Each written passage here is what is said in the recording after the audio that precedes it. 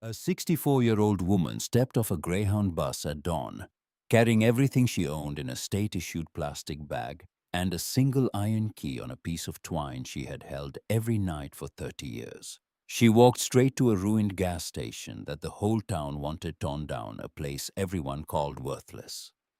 A place the most powerful family in the county had spent 3 decades trying to claim. People in Millhaven called her a thief. They had called her that since 1994.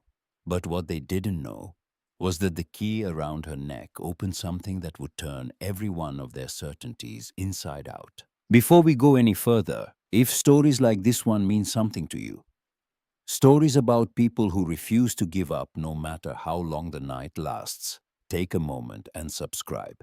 You won't want to miss what happens next. The bus pulled into the gravel lot beside the Millhaven post office at 6:43 in the morning, just as October light was beginning to separate the Blue Ridge Mountains from the sky. That hour when the world looks like a photograph someone left in a drawer too long. All the colors faded to soft grays and pale golds. Vera Elliston was the only passenger who stepped down. The driver watched her through the side mirror, the way people always watch, trying to read the story in her face before she had a chance to tell it herself. She did not look back at him. She had stopped caring about the looks somewhere around year 12. She stood on the cracked pavement and breathed. Mountain air. October mountain air, the kind that carried wood smoke and dying leaves, and the faint sweetness of apples rotting in orchards no one tended anymore. She had dreamed about that smell. In the industrial laundry of the state correctional facility, where the air tasted like bleach and hot metal, and the sweat of women serving sentences they would never finish. She had closed her eyes sometimes and tried to remember what Virginia smelled like in autumn. She never could. Memory is not generous with the small things. It keeps the pain sharp and lets the beauty go blurry. The plastic bag held one change of clothes, a comb, $43 in cash, and a release form with her name typed across the top in capital letters. Elliston Vera Ruth, released on time, served.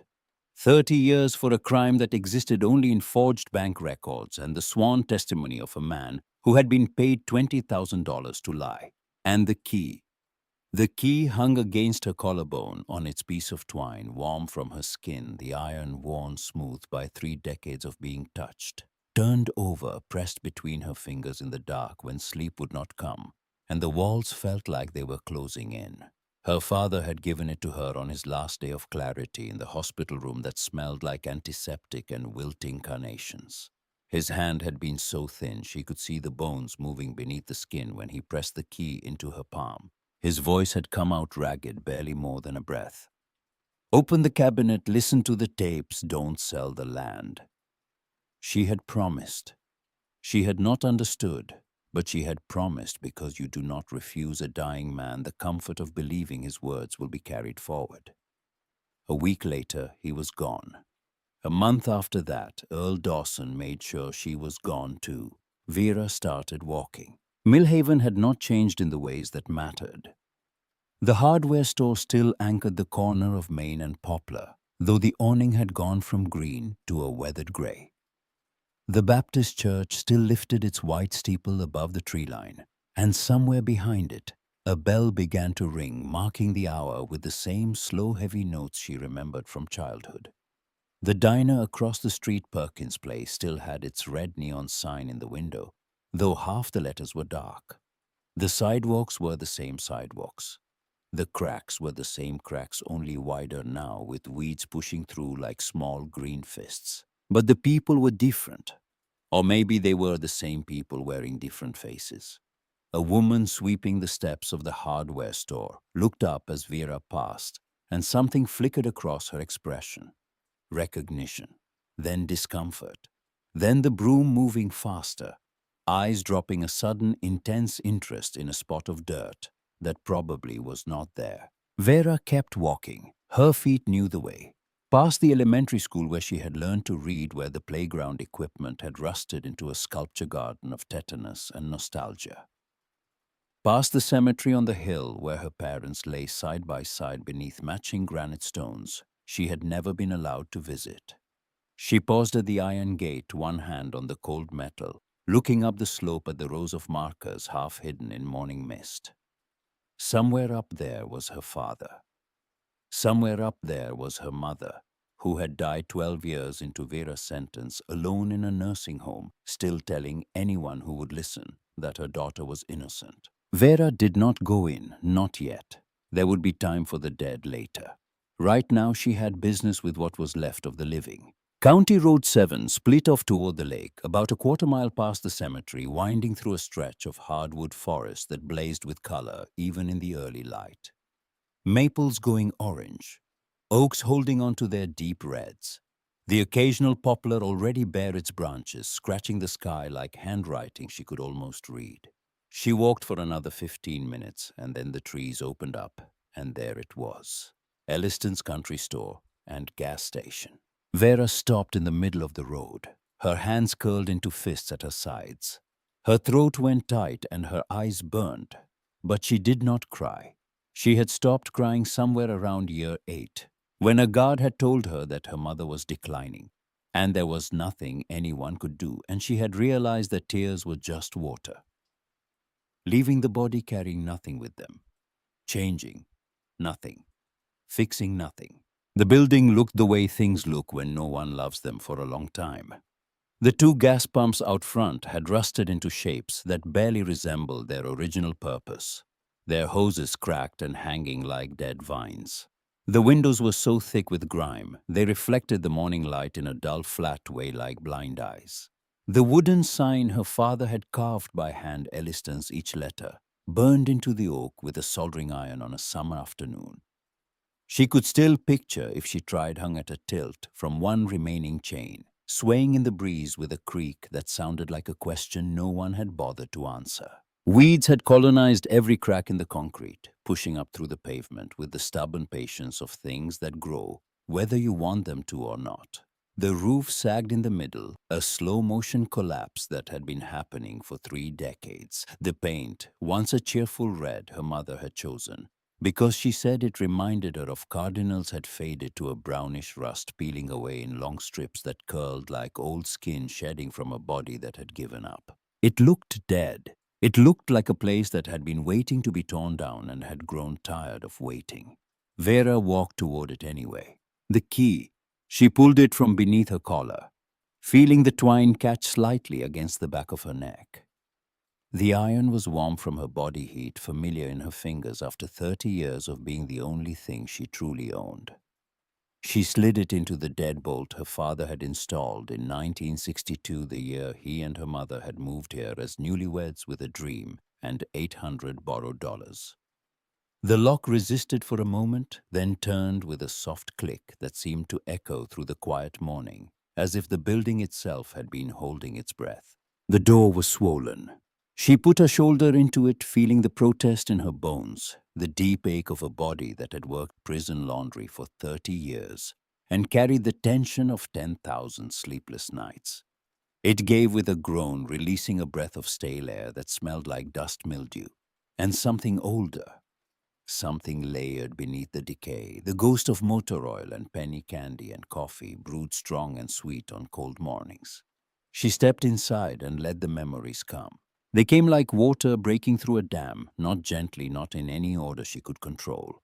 The counter was there, buried under dust so thick it looked like gray felt, but there, solid, real, the same counter, where her mother had wrapped Christmas presents in brown paper, because they could not always afford the fancy kind. The brass cash register her grandfather had bought second-hand in 1952 sat exactly where she had left it on the morning the police came. Its keys frozen in place, a museum piece nobody had thought to put in a museum. The shapes of the candy jars were visible beneath their coating of grime, still lined up in a row. Lemon drops, root beer barrels, butterscotch discs. Each jar a small glass monument to a world that no longer existed. The cooler in the back had died long ago, its glass doors fogged and dark. The shelves that had once held bread and canned goods, and the small household supplies that people in rural Virginia needed and could not always drive 30 miles to buy, were empty, just bare wooden planks draped in cobwebs. Something had nested in the far corner.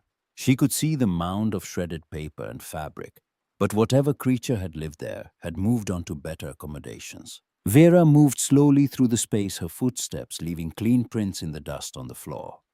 Each step uncovered the wood beneath the pine boards her father had sanded and sealed himself. And for a moment, with each step, she could see what the floor used to look like when her mother swept it every evening after closing. She found the photograph first, wedged between the counter and the wall, water-damaged but recognizable, her parents on their wedding day. Her father tall and serious in a borrowed suit, her mother laughing, her head tilted back, one hand holding her veil against the wind. They looked impossibly young. They looked like people who believed the future was going to be kind to them. Vera set the photograph on the counter and kept searching. She found a receipt book from 1989, the last year of business, with her own handwriting recording sales. Cigarettes, milk lottery tickets, a bag of ice for someone whose cooler had broken on a hot July afternoon. Mundane things, evidence of ordinary life. She found a child's toy, a small plastic horse with one leg missing, dropped by some long-forgotten customer and kicked into a corner where it had waited 30 years for someone to notice it. She worked through the morning, found an old broom in the back room with bristles worn almost flat, and started sweeping, pushing 30 years of dust and debris into a pile near the door. Her arms screamed. Her lower back seized up twice, forcing her to lean against the counter and breathe through the spasms. But she kept going, because stopping meant sitting, and sitting meant thinking, and thinking meant remembering the sound of the cell door closing behind her, every night for 11,000 nights. This pain was different.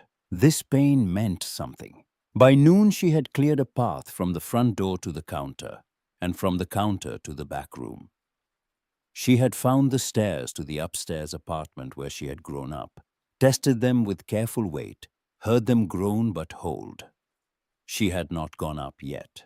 She was saving that. Some rooms you have to be ready for. The sound of tires on gravel pulled her to the window.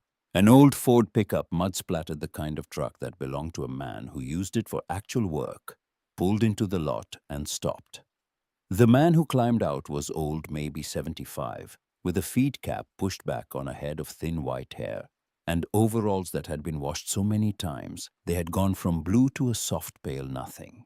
His face was a topographic map of years spent outdoors, every line earned by sun and wind, and the particular kind of weariness that comes from watching bad things happen to good people and not being able to stop them. Vernon Hale.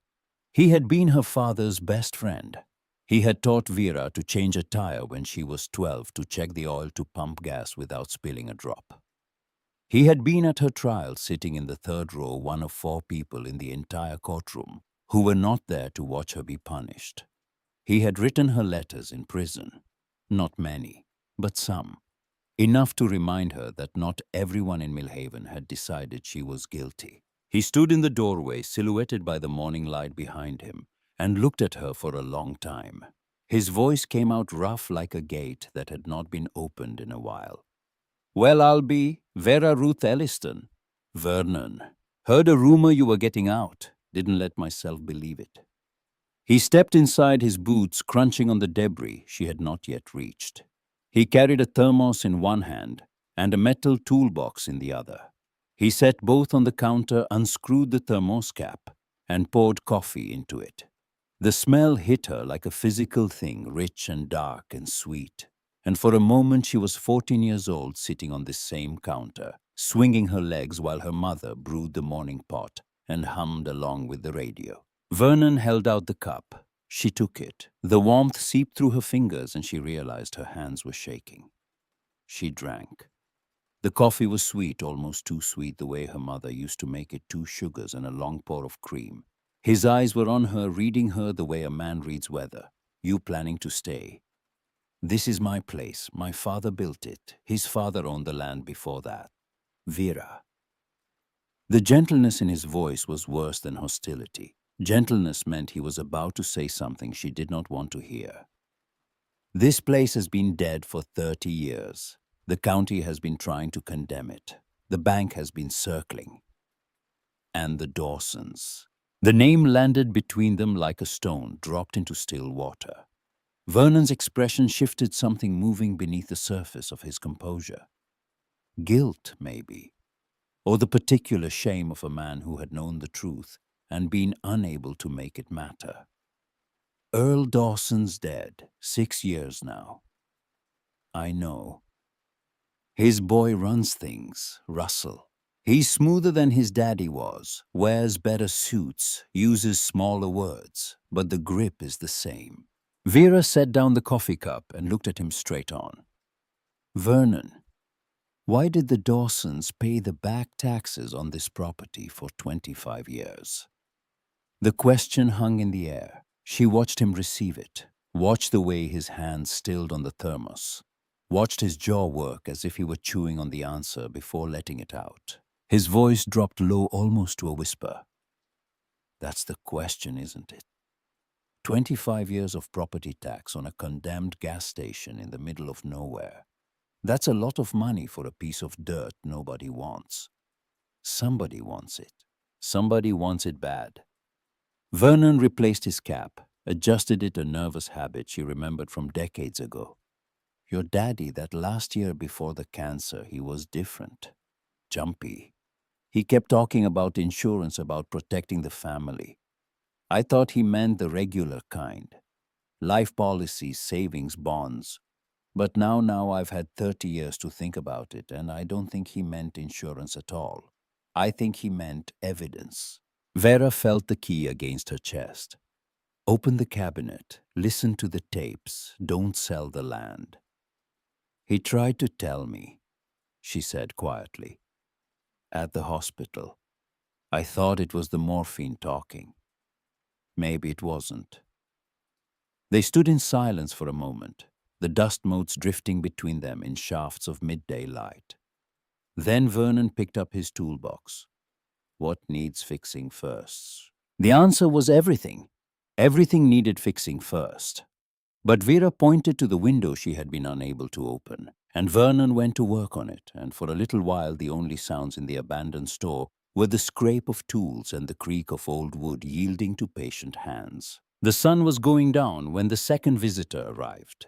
Vera was sitting on an overturned crate near the window she and Vernon had finally pried open, letting the cool evening air wash through the building, when a small sedan pulled into the lot. The woman who emerged was about Vera's age, gray-haired, still wearing an apron beneath her coat, carrying a paper bag in one hand and a thermos in the other. She walked up to the propped-open door and stood there. And Vera saw something cross her face that was harder to name than any single emotion. It was the look of someone standing at the edge of a debt they had carried for a very long time. Leah Perkins, manager of the diner for 40 years, daughter of the woman who had been Vera's mother's closest friend. Her voice came steady but thin, like a wire pulled taut. Vernon called, said you were back. I'm back. Leah stepped inside. She set the bag and thermos on the counter, the way you set flowers on a grave with care, with weight. Pot roast, mashed potatoes, coffee in the thermos, 2 sugars and cream. I remember how you take it. The sweetness of the coffee, the ghost of her mother in a thermos cap. Vera's throat closed. She had prepared herself for hostility, for suspicion, for rocks through windows and whispered slurs. She had not prepared for pot roast. Thank you. The words came out cracked. Leah sat down on another crate, settling in with the unhurried patience of a woman who had spent 4 decades listening to other people's troubles across a diner counter. Your mama used to bring pie to the diner every Sunday. Pecan mostly, sometimes apple. She'd stay for hours talking with my mama about nothing and everything. They were close, those two.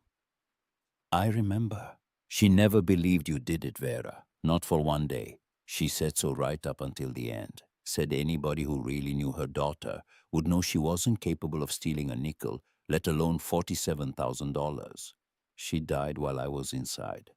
They wouldn't let me come to the funeral. I know. I was there. Leah reached over and took Vera's hand. Her grip warm and rough from years of diner work from hot plates and heavy trays, and the kind of labor that never asks whether your hands are ready. Half the town was there, and I'll tell you something that's eaten at me for 30 years. Half the town felt ashamed, because we knew Vera.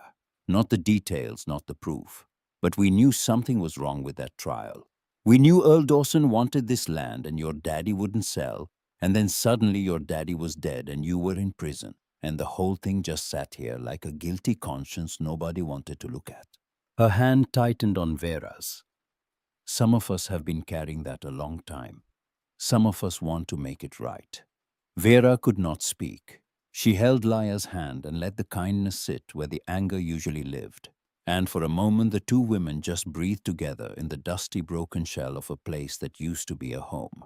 Laya stood brushed off her apron and moved toward the door. Then she stopped. She turned back, and her voice carried something new, something that sounded almost like a confession. There's something you should know. About your brother.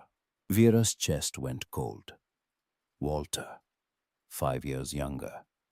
Bright-eyed, the boy who used to hide under the counter and scare customers by grabbing their ankles. The boy who had been 17 when Vera went to prison. She had lost contact with him in year 4 when his letters stopped coming, and no one had ever told her why. Laya's face held the particular sorrow of someone delivering news they have rehearsed 1,000 times and still cannot say easily. Walter passed away, Vera, 15 years ago.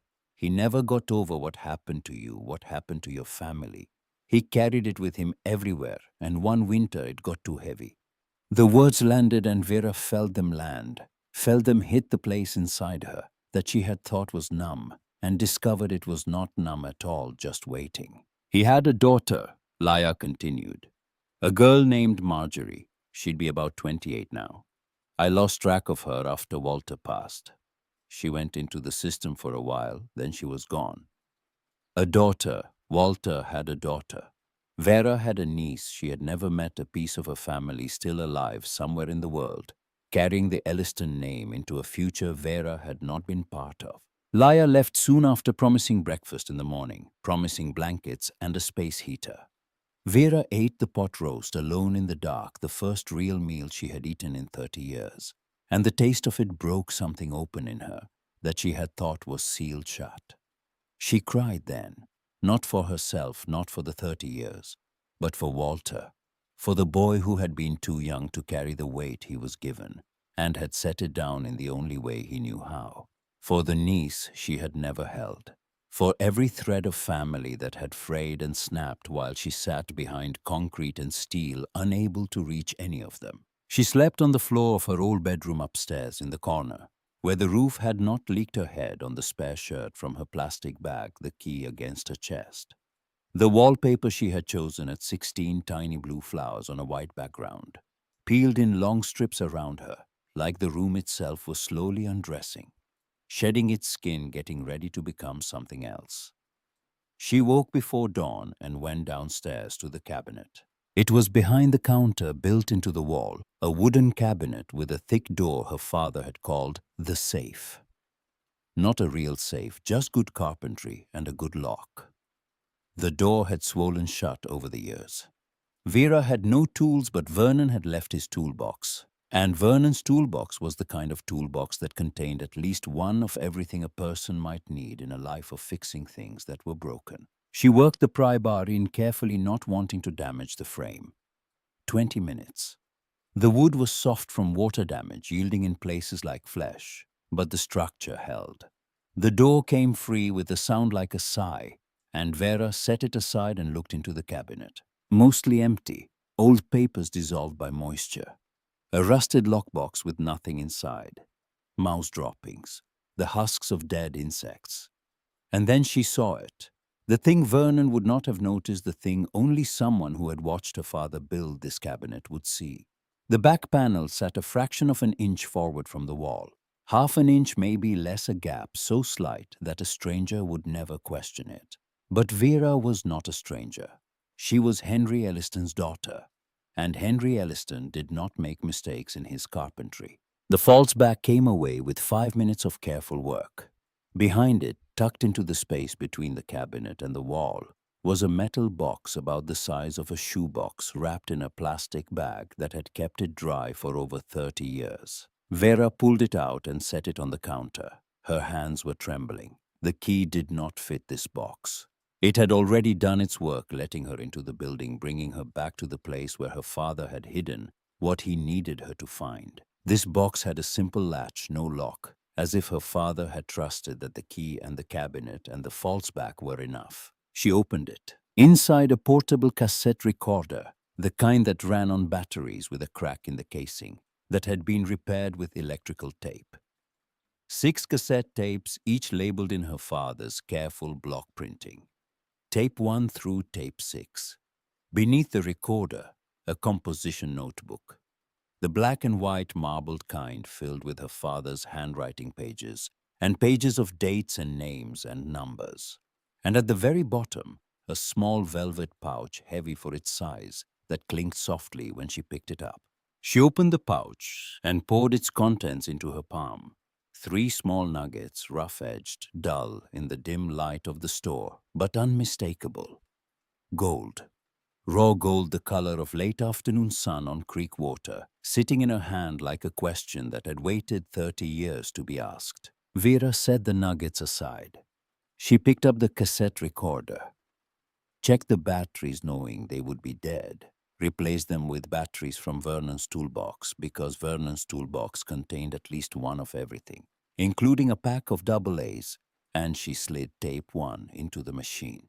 She pressed play. Static. A hiss. Then her father's voice, clear and steady, and so achingly familiar that it hit her like a fist to the center of the chest, filling the ruined store the way sunlight fills a room.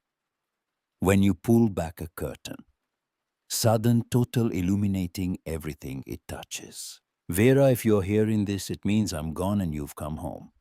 I'm sorry, baby girl. I'm sorry I couldn't protect you from what's coming. But I've prepared everything I can. Open the notebook. Listen to all 6 tapes. And whatever you do, whatever they offer, whatever they threaten, don't sell the land. The truth is in these tapes. The proof is in this box. And you are stronger than any of them know.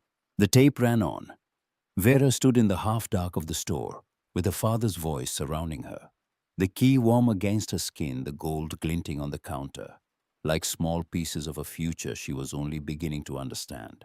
Outside, the first light of dawn was touching the Blue Ridge, turning the mountains from shadow into color, and somewhere in the trees a mockingbird began to sing, practicing its stolen songs in the cold October air, as if to remind the world that beautiful things can be built entirely from borrowed pieces. She listened to all 6 tapes that night. She sat on the floor behind the counter, with the cassette recorder balanced on her knee, the notebook open beside her, following along as her father's voice walked her through the careful architecture of his fear. He spoke the way he had always spoken, measured, deliberate, a man who believed that words should carry their own weight and not a grain more.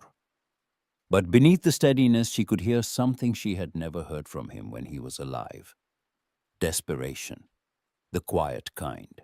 The kind that comes not from panic, but from the understanding that time is running out and there is too much left to say. Tape 1 laid the foundation. The year 1985, a fence line along the back boundary of the property near the old well her grandfather had capped in 1955.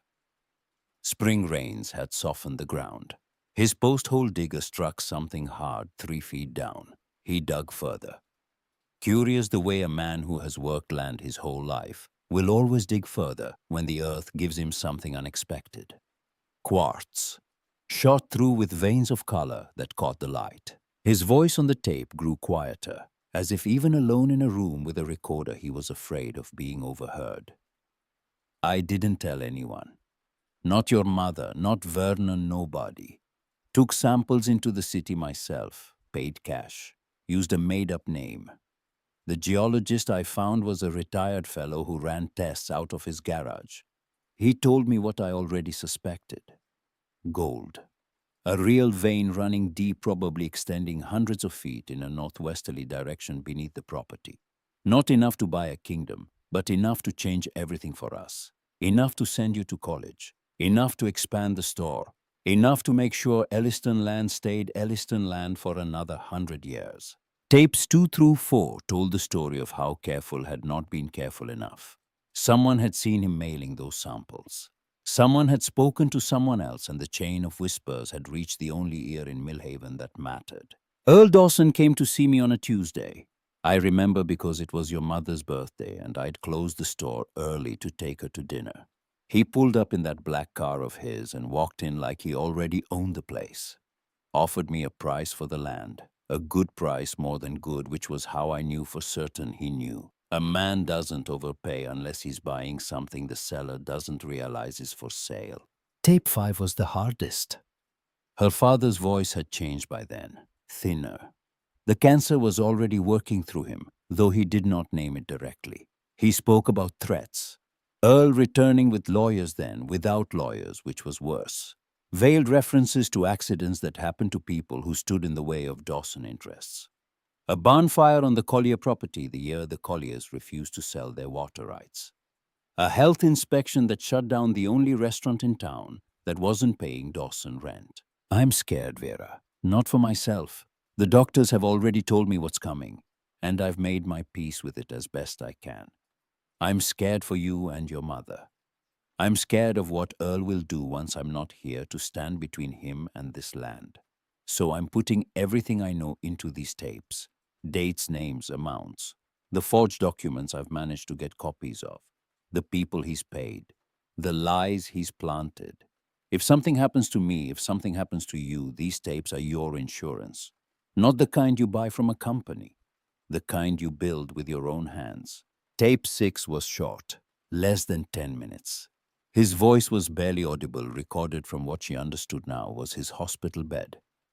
Probably in the hours when the nurses were between rounds and her mother had stepped out for air. I've written everything down in the notebook too in case the tapes go bad.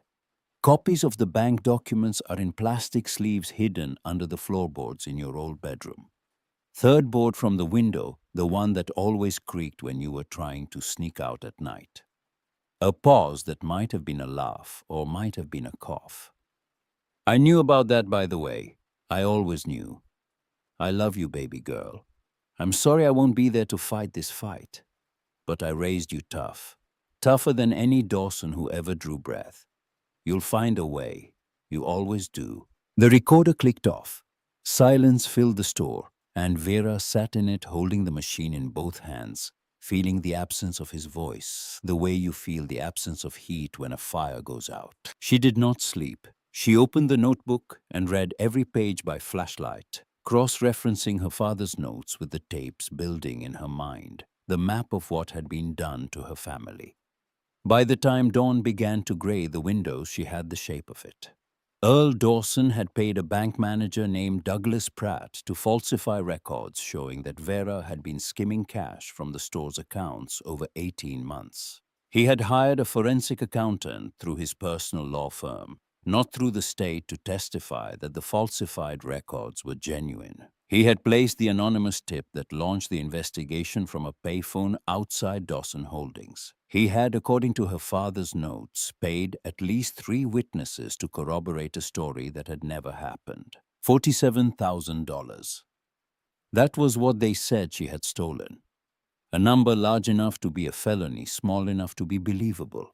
The precision of the frame was its own kind of cruelty, engineered not to destroy her spectacularly, but to erase her quietly, to make her disappear into the system where people who steal from their own families go and where no one would think to look for the truth. She knew what she had to do. She did not know how to do it. The first failure came that same morning. Vera walked the 3 miles to the county sheriff's office carrying the notebook and 2 of the tapes, and sat in the plastic chair across from Sheriff Dale Burkhart for 11 minutes while he listened to her with the particular patience of a man who has already decided that the conversation is a waste of his time. He was younger than she expected, maybe 45, which meant he had been a teenager when she went to prison. He had no memory of the trial, He had only the file. His voice carried the flatness of a man reading from an internal script. Miss Elliston, I understand this is difficult, but what you're describing, these are allegations against one of the most respected families in this county. I can't open an investigation based on homemade cassette tapes and a notebook. It's evidence. My father documented everything. Your father was dying of cancer when he made these recordings. A defense attorney would argue diminished capacity in about 30 seconds. He leaned back and she saw it then, the slight shift in his eyes, the way his gaze moved to a point just above her left shoulder, avoiding direct contact. He was not indifferent. He was afraid. I'm sorry, there's nothing I can do. I can. She left the office and stood on the sidewalk in the thin October sun, holding the notebook against her chest, and felt the full weight of what she was up against settle onto her shoulders. The Dawsons owned this town. They had owned it for 3 generations, and ownership meant that every institution she might have turned to for help was already compromised. The sheriff, the bank, the county commission, the courts. 30 years had not weakened the Dawson grip. It had calcified it into something that felt less like power and more like geography, as permanent and immovable as the mountains themselves. The second failure was smaller, but cut deeper. That afternoon, she tried to open a bank account. She needed one if she was going to receive any kind of income, apply for assistance, exist in the modern world as a person rather than a number in a state database.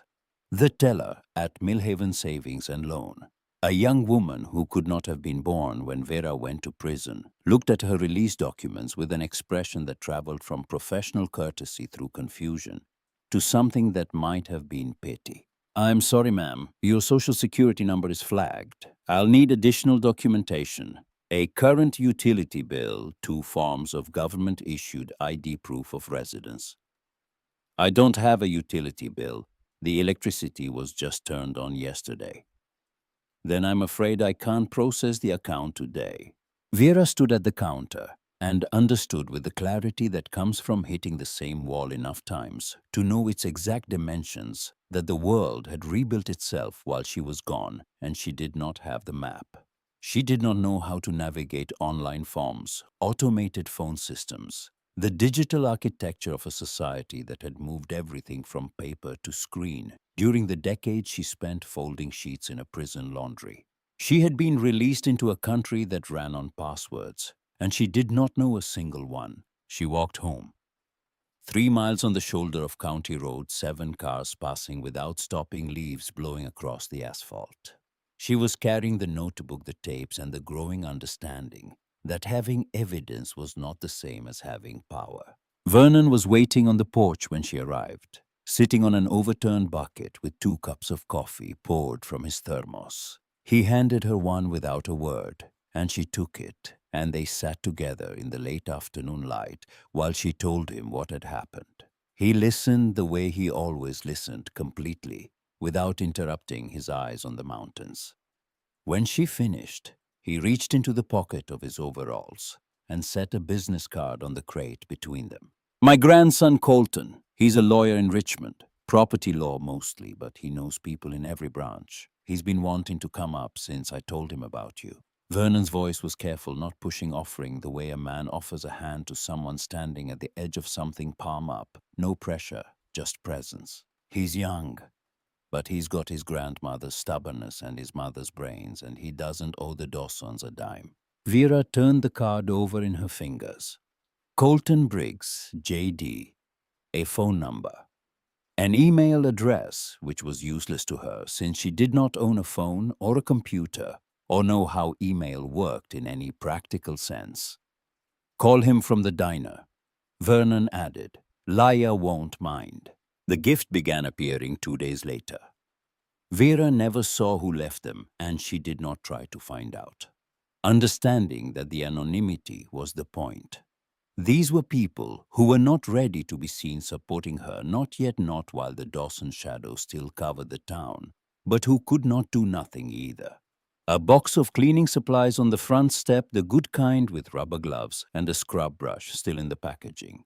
A bag of groceries, canned soup and bread and apples from an orchard she could probably identify if she thought about it hard enough. A wool blanket, heavy and warm, folded neatly in a plastic bag to keep the dew off. One morning she found a small electric space heater with a note taped to it in block letters.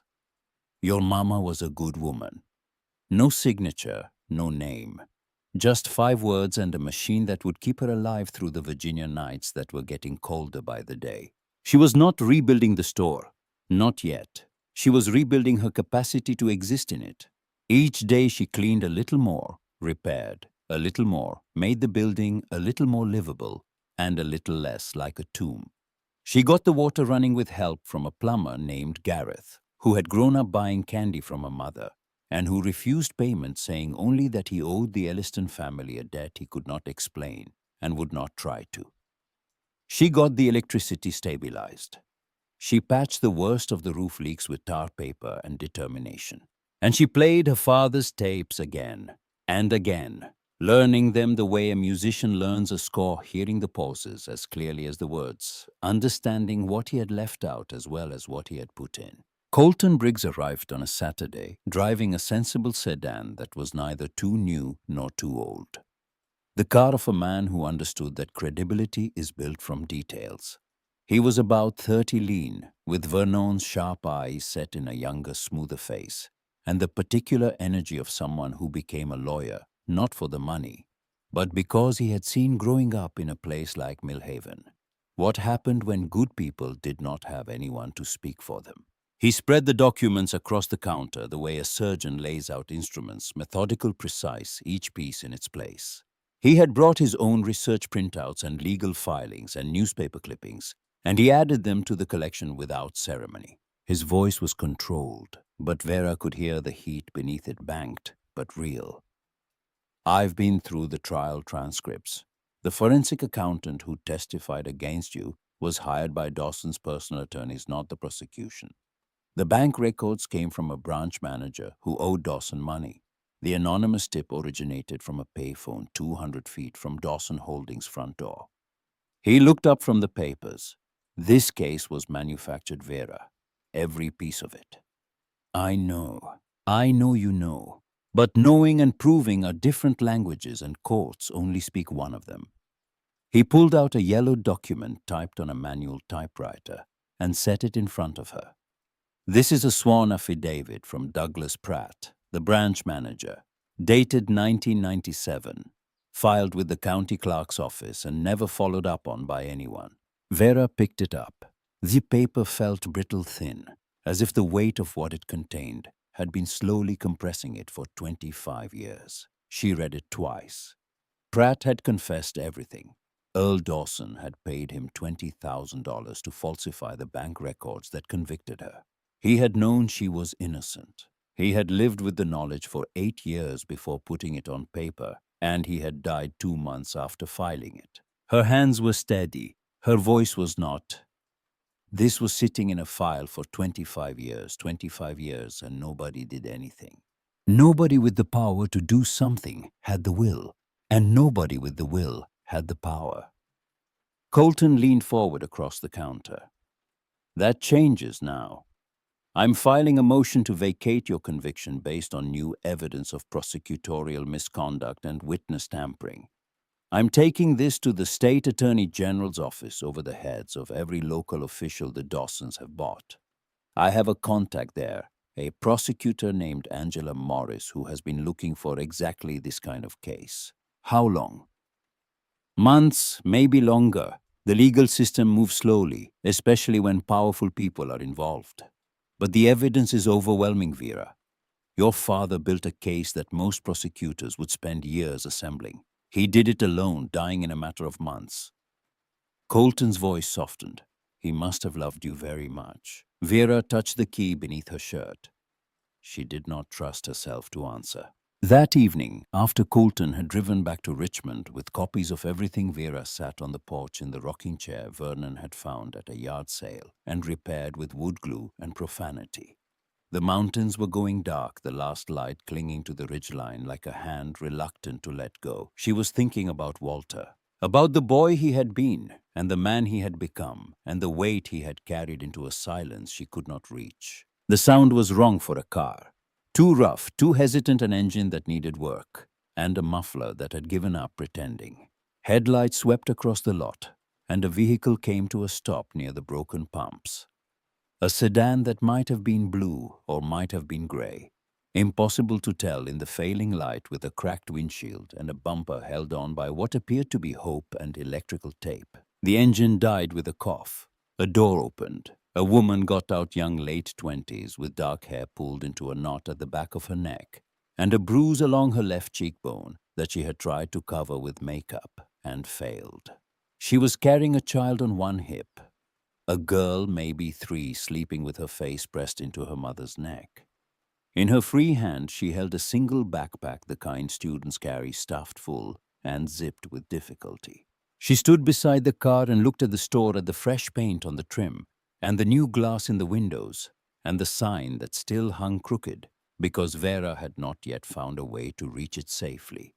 She looked at Vera on the porch, and Vera looked at her and saw Walter's eyes in a stranger's face. The woman's voice was thin with exhaustion and something else, something that sounded like the last inch of rope. "Are you Vera Elliston?" "I am. I'm Marjorie Elliston. I think you're my aunt." Vera did not move. The world contracted to the space between the porch and the parking lot, between the woman she was and the woman standing in front of her, holding a sleeping child wearing a bruise she had not chosen, and carrying everything she owned in a bag designed for textbooks. Walter's daughter, her brother's child, grown into a woman she had never held, never fed, never read to, never known. "Laya Perkins," Marjorie continued, her voice cracking now. "She found me through a social worker in Roanoke. Told me you were here. Told me this was family land."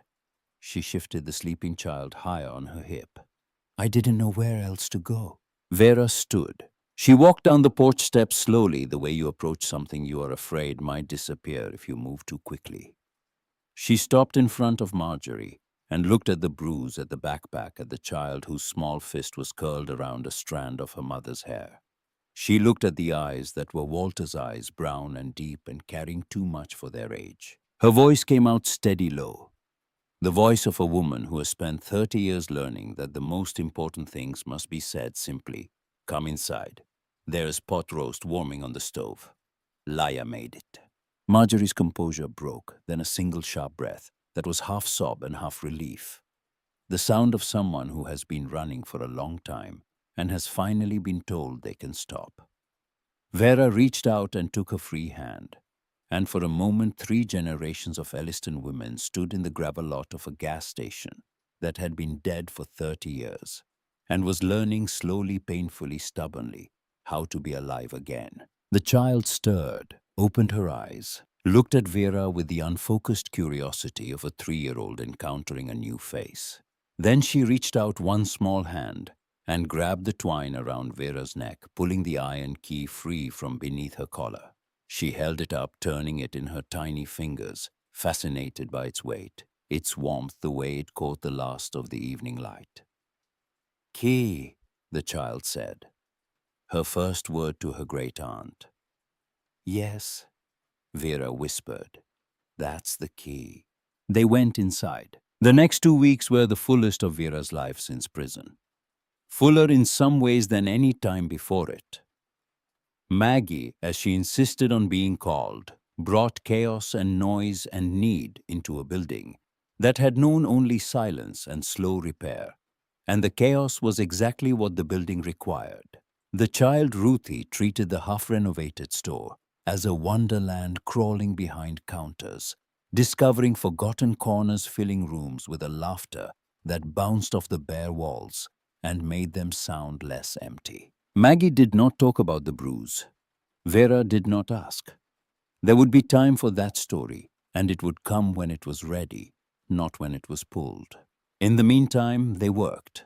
Maggie was 28 years old and had the practical competence of someone who had been taking care of herself since she was too young to be doing it. She could patch, drywall, rewire a lamp, cook a meal from whatever was in the cabinet, and she could navigate the digital world that Vera found so baffling. She sat beside Vera at the counter with a borrowed laptop from Laya and walked her through the process of applying for a new social security card, showed her how email worked, how to search for information, how to access the public records that Colton needed for the case. In return, Vera taught her the building, how the pipes ran, which boards were solid and which would give if you stepped wrong, where her father had reinforced the framing, and where the original structure still held after 70 years. She taught her how to sand and prime, and paint how to measure, twice how to hold a level steady. She taught her without meaning to how to stand in a place that belonged to you, and believe that you deserve to be there. Vernon came by every morning. He built Ruthie a small wooden stool so she could reach the counter, and he did it without being asked, and he left it by the door without ceremony, and the child climbed onto it and declared herself in charge of the candy jars, which were still empty, but which she filled with pine cones and acorns and small smooth stones from the creek. It was Maggie who made the discovery that Vera should have made herself.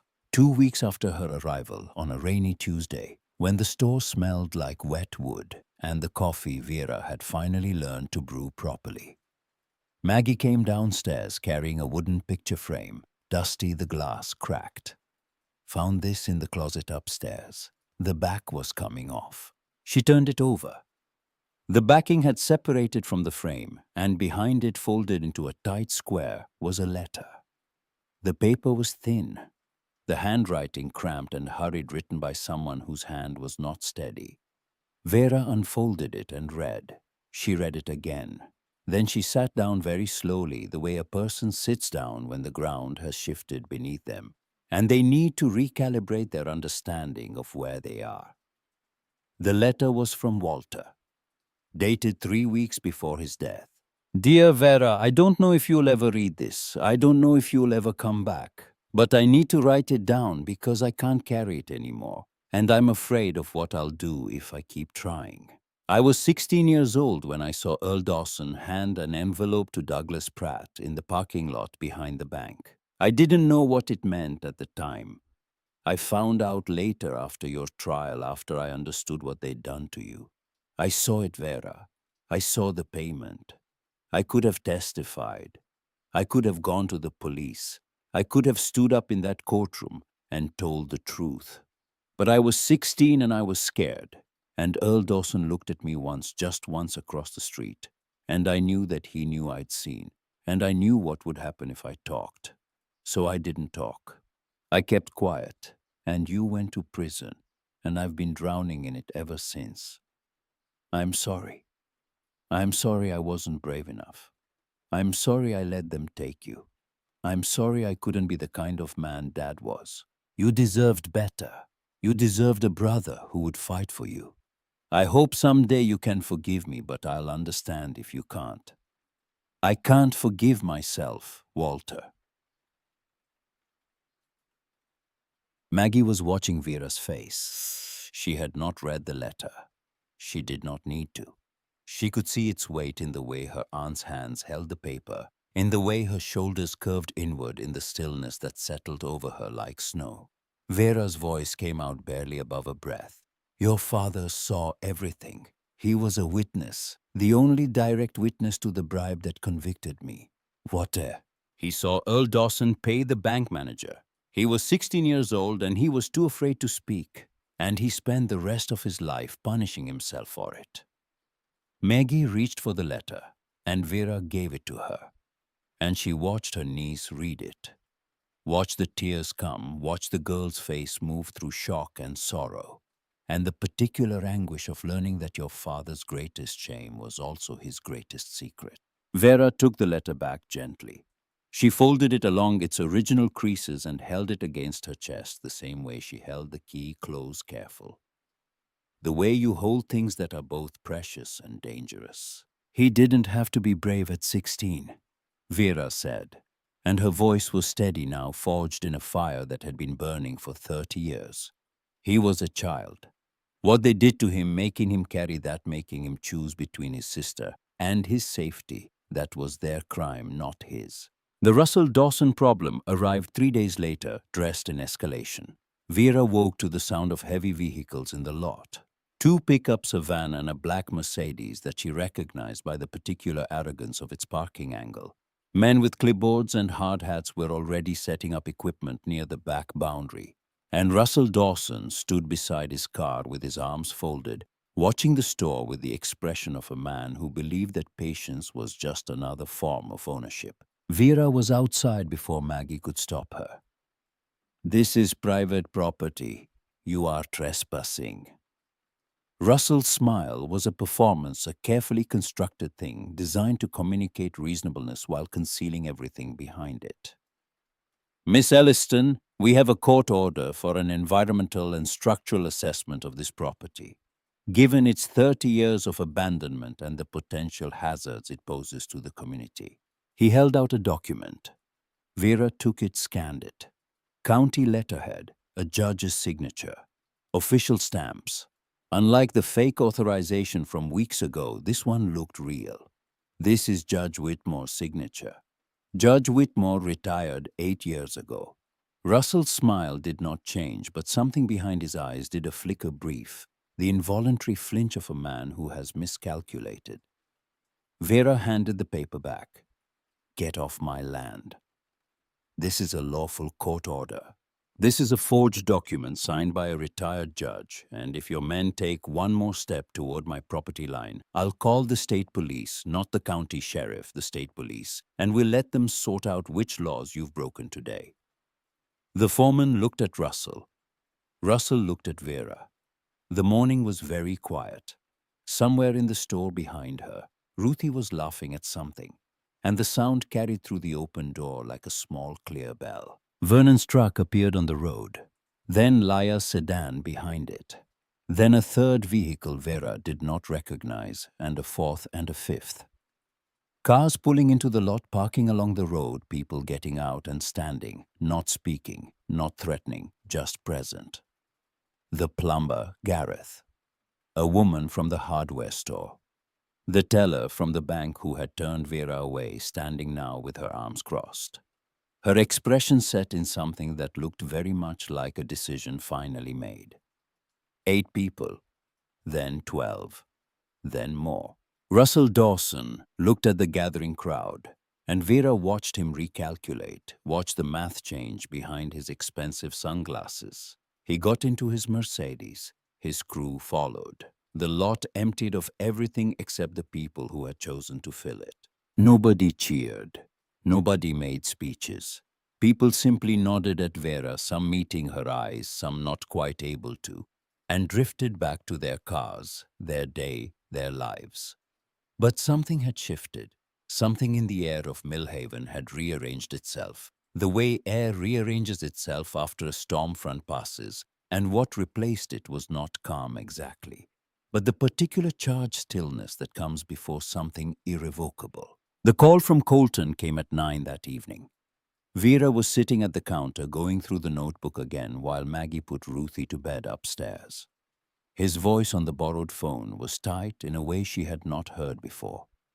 They filed first. Russell Dawson's attorney submitted a claim of adverse possession this afternoon. They're arguing that 25 years of paying property taxes gives them equitable title to the land. Can they do that? In Virginia, adverse possession requires continuous open and notorious possession for 15 years. They'll argue that maintaining the property through tax payments constitutes sufficient possession. It's a stretch, but with the right judge in the right courtroom, with enough Dawson money behind it. He paused. It gets worse, Vera. She waited. Someone broke into my car outside the motel in town. My briefcase with the copies of your father's tapes. Tapes 3 and 4, they're gone. The originals are still at the store, but I had the copies with me for the filing. And now Dawson's lawyers will know exactly what evidence we have. They'll have time to prepare a counter-narrative. Vera set down the phone and looked around the store. At the clean counter and the candy jars Ruthie had filled with pine cones. At the fresh paint on the walls and the photograph of her parents she had framed and hung beside the door.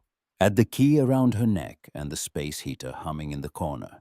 and the pot of coffee on the burner, sweet the way her mother used to make it. And then the crash. The front window, the one she and Vernon had spent a whole afternoon replacing, exploded, inward glass showering across the floor, and something heavy skidded across the counter, knocking over the candy jars, scattering pine cones and stones, and the small, careful order that a 3-year-old had built from nothing. A brick, wrapped in paper. She did not need to read the note. She already knew what it would say. Upstairs, Ruthie began to scream. Maggie's footsteps pounded across the floor, and her voice came down sharp with terror. "Vera, what happened? Are you okay, Vera?" Vera stood in the middle of the shattered glass. The brick at her feet, the cold October wind pouring through the broken window, carrying with it the smell of wood smoke and dying leaves. She looked at the iron key in her hand. She did not remember taking it off, but there it was, warm and solid in her palm, the same key her father had pressed into her grip on the day he died. She was 64 years old. She had spent 30 years in prison for something she did not do. She had come home to nothing and built it into something.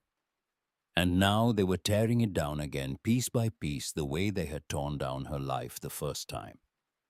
The evidence was compromised. The legal path was narrowing. The most powerful family in the county was closing in from every direction, and she was standing in broken glass in the dark, holding a key that opened a cabinet that was already empty. She thought about giving up. She let the thought come, held it, examined it the way you examine a coin you find on the ground, turning it over to see if it is worth anything.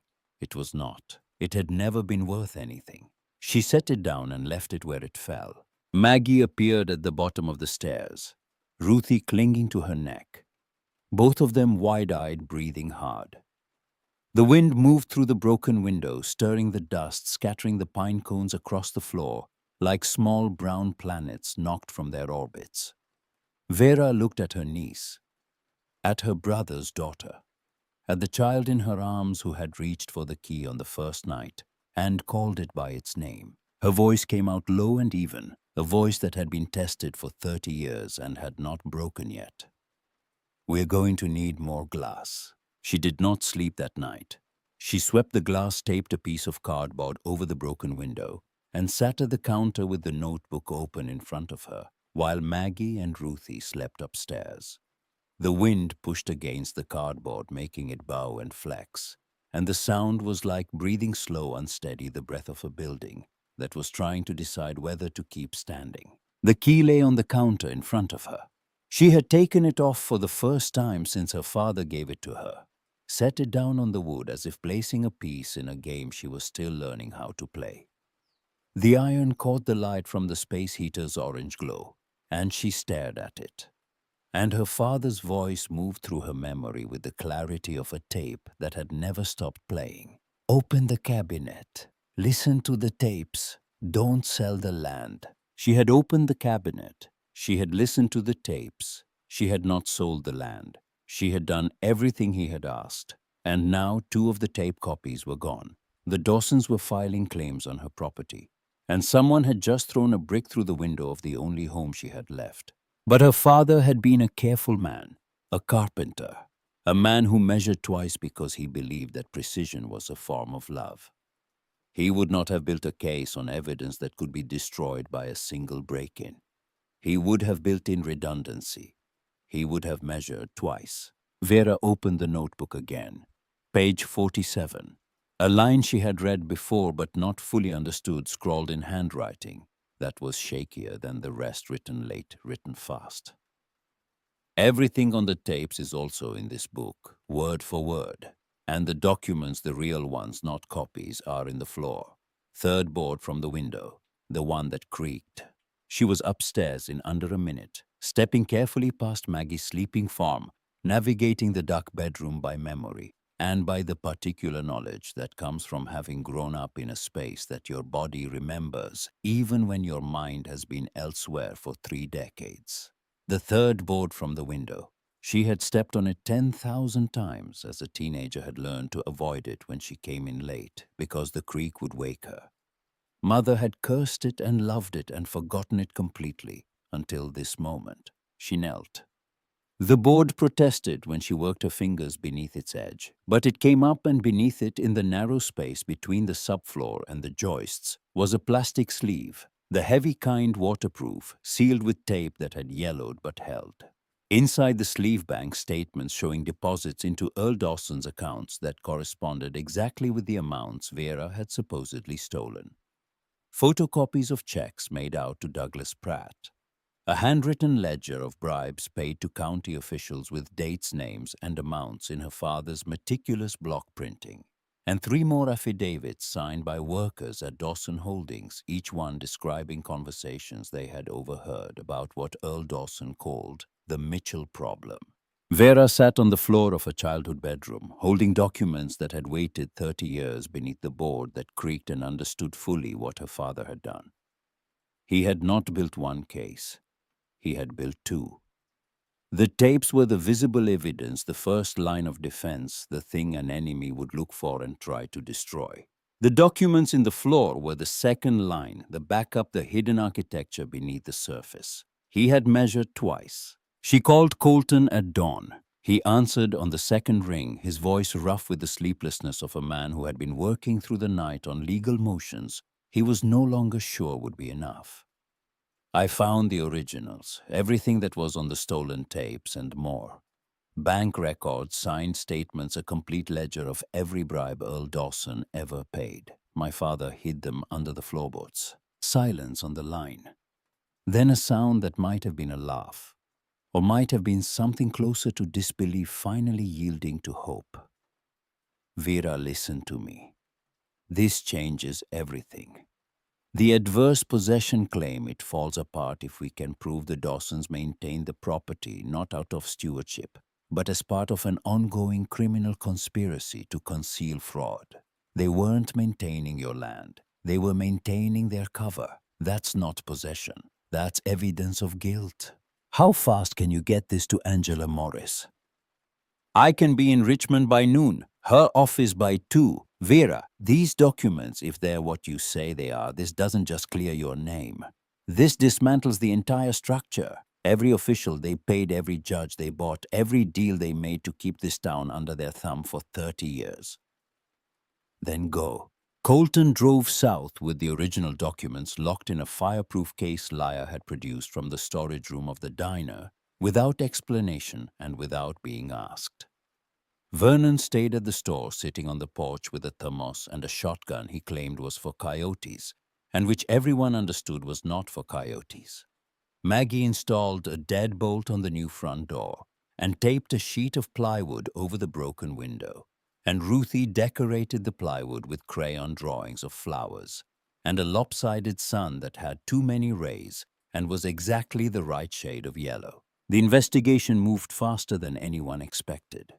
Angela Morris took one look at the documents, called in a team of forensic accountants, and within 72 hours had issued subpoenas for the financial records of Dawson Holdings, Millhaven Savings and Loan, and 6 current and former county officials. Within a week, 3 of those officials had agreed to cooperate in exchange for reduced charges. Within 2 weeks, the dominoes began to fall. Sheriff Burkhart was arrested on a Tuesday morning, taken from his office in handcuffs while his deputies watched with expressions that ranged from shock to something that looked on at least 2 faces like relief. The county clerk who had buried Douglas Pratt's affidavit for 25 years resigned before she could be charged and immediately began cooperating. 2 bank executives, a retired judge, the foreman of the survey crew who turned out to have been involved in half a dozen similar intimidation campaigns on behalf of Dawson Holdings over the past decade. And then Russell. Vera was not there when they arrested him. She heard about it from Laya, who heard about it from the cook at the diner, who heard about it from his sister who worked as a receptionist at the county courthouse. That was how news traveled in Millhaven, through a network of connections that no amount of money or power could surveil or suppress. Russell Dawson was taken into custody at his home on a November morning, charged with 12 counts of fraud, conspiracy, obstruction of justice, and witness intimidation. His attorney requested bail. The judge, a new appointment from outside the county, denied it. The hearing to vacate Vera's conviction was held on a cold December afternoon in a courtroom that smelled like old wood and radiator heat, and the particular tension that fills a room when something that has been wrong for a very long time is about to be set right. The gallery was full, not packed the way a spectacle is packed with gawkers and reporters jostling for position, but full the way a church is full on a morning when the congregation has come to witness something sacred. People who knew Vera, people who had known her parents, people who had bought candy from her mother, and had their tires changed by her father, and had looked the other way for 30 years, and were here now because looking away was no longer something they could live with.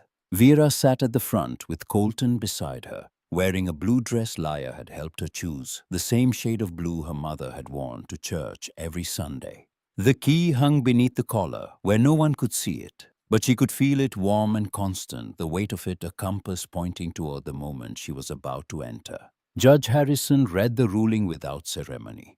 His voice was measured precise, the voice of a man who understood that the words he was speaking carried the weight of 3 decades. Based on the overwhelming and incontrovertible evidence of prosecutorial misconduct, fabrication of evidence, witness tampering, bribery of public officials, and fraud upon the court, this court finds that Vera Ruth Elliston was wrongfully convicted of embezzlement in 1994.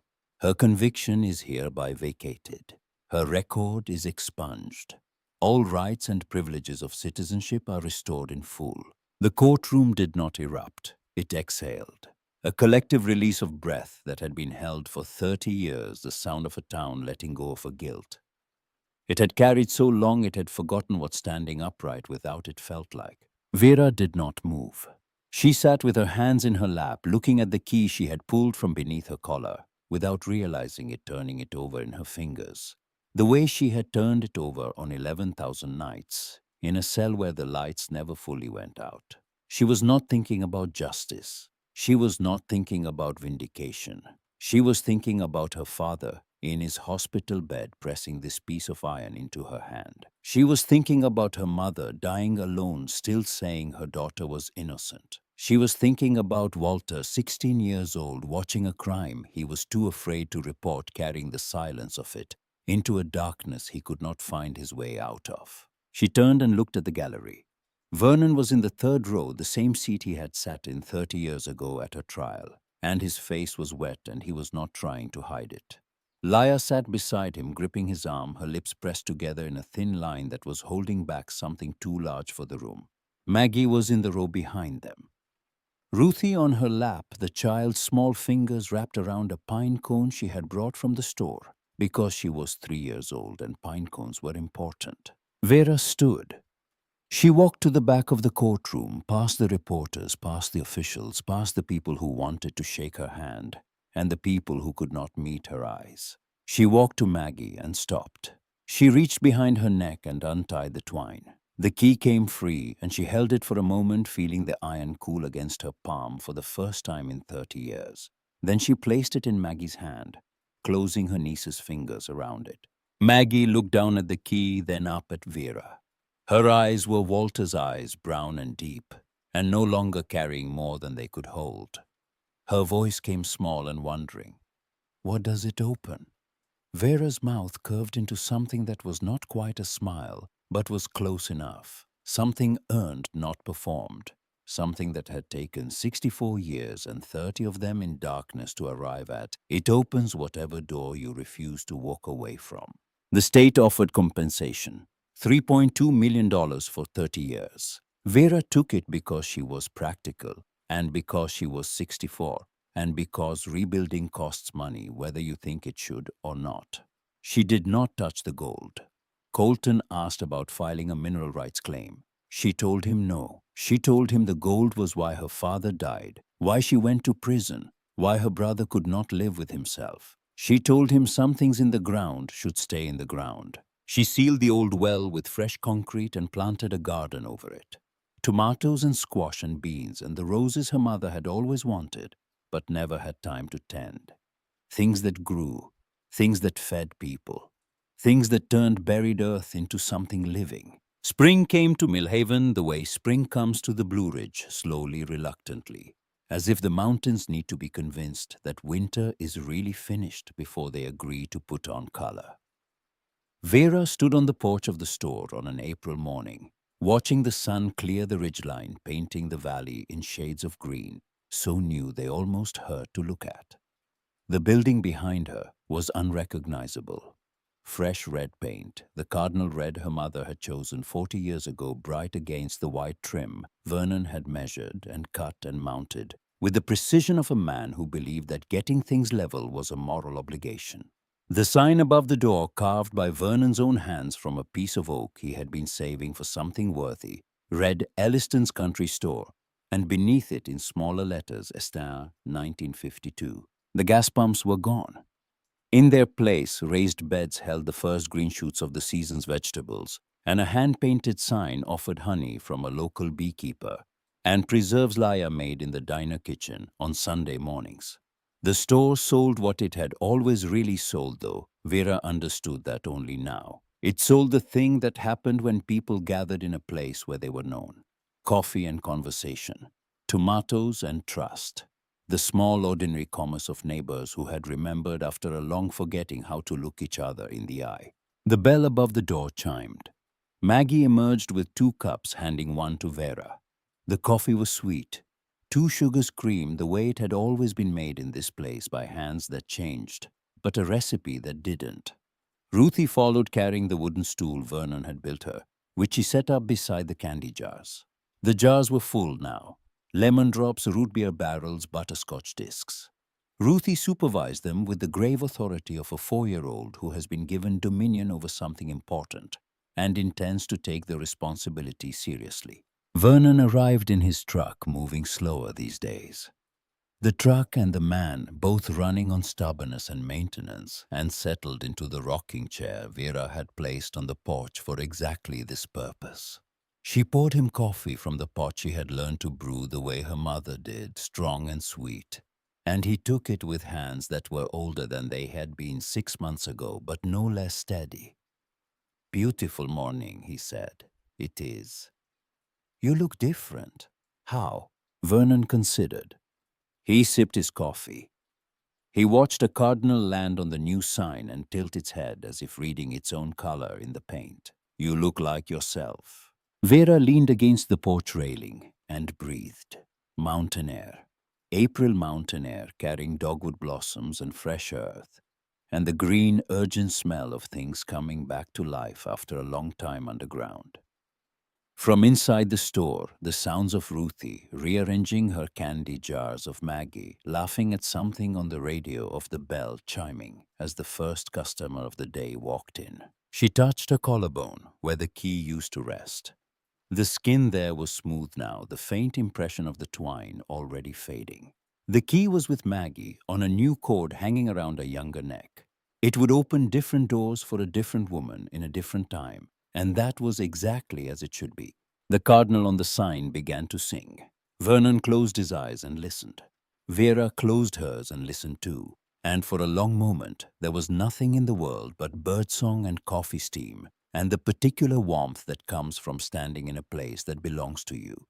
Not because a deed says so, not because a court confirmed it, but because you swept its floors and fixed its windows and planted a garden over its buried secrets, and loved it back to life when everyone else had given up. The bell chimed again. More footsteps, more voices.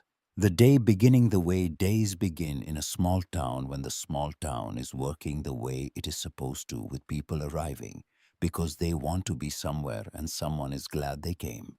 Vera opened her eyes. She straightened her apron.